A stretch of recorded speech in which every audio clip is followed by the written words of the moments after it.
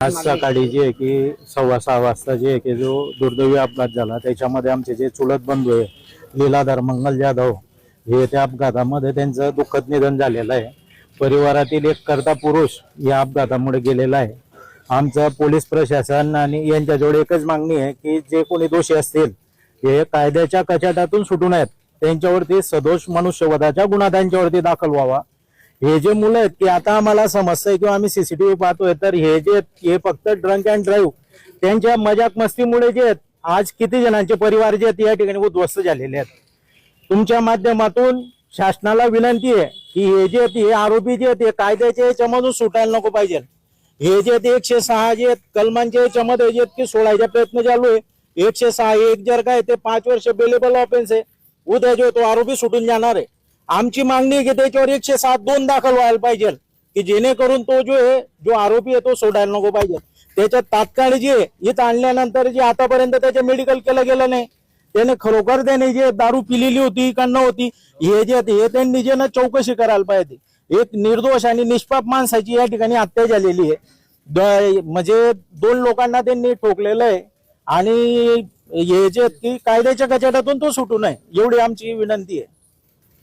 मी 8:30 वाजेपासून फिर्यादी दाखल करण्यासाठी इथे आलेलो आहे आणि आता 5 वाजेपर्यंत माझी तक्रार घेतली गेलेली आहे।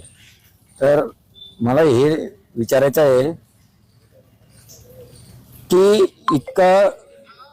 एक व्यक्ती जीव गेलेला आहे आणि एक क्रिटिकल आहे, गंभीर दुखापत झालेली आहे। इतकं झाल्यावर सुद्धा आम्हाला या गोष्टीचा सामना करावा लागतोय। आम्ही आमच्या भावाकडे थांबू का इथे थांबू, आम्हाला कशामुळे वेळ लागला काय सांगतात ते म्हणताय की तुमच्या भावाचा ऍक्सिडेंट रामानंद नगर पोलीसच्या हद्दीमध्ये झालेला आहे आणि तिथे गेल्यावर सांगता की तुम्ही जिल्हा पेठला तक्रार करा। सिव्हिल मध्ये जेव्हा MLC साठी घेऊन गेले तिथे त्यांनी ते पोलीस आलेले होते, त्यांनी सांगितलं की तुम्ही जिल्हा पेठला जा आणि इथे आल्यानंतर आम्हाला सांगितलं गेलं की तुम्ही रामानंद नगरला जा। किती वेळापासून चालू आहे साधारण? हे 8:30 वाजेपासून।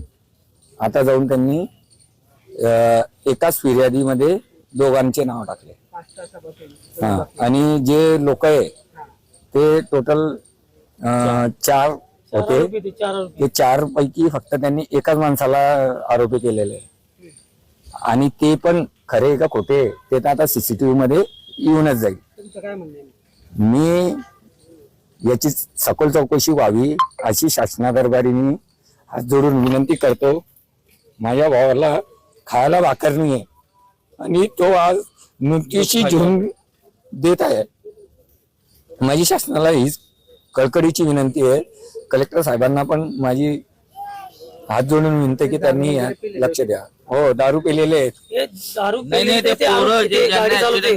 गाडी चालवणार हे दारू पेल होते। माझा भाऊ काही पेत खात नाही, तो कामावर जात होता, यांनी डायरेक्ट गाडीवरून उडून टाकलं आणि उडून असे म्हणजे डायरेक्ट खतरनाक ते बघले ते। नेमकं बघितलं काही लाईव्ह आमचे भाऊ होते तेव्हा लाईव्ह माझे नातेवाईक तिकडे होते। लाईव्ह बघायचं कारण नाही, तो पाय चालत उचललं ते पाय जाणारे, त्यांना सायकल गाडी वगैरे काही येत नाही।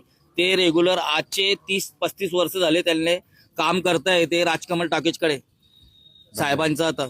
आता ते त्यांची आपलं राजकमल तुटलंय, तिथे काय मॉल वगैरे बनतोय। आता तो त्यांच्या घरात काम करणारा तो व्यक्ती एक गरीब माणूस तो पाय चालणारा, त्याची काळजी नाही, तो कोणाची कवणार आहे दादा। आणि हे जे झालंय ते झाल्यानंतर जे भाऊ त्यांची गाडीचं काय झालं ते आपल्याला माहित नाही। एक भाऊची बी डेट झाली आहे, त्यांच्यामुळे बी हे सांगतोय का परमेश्वर त्यांच्या आत्माला शांती द्यायचे आणि आमचे भाऊ काय पुण्य असेल, पण आता ते बी क्रिटिकल आहे। याचे देवाले विनंती आहे का ते वाचायला पाहिजे।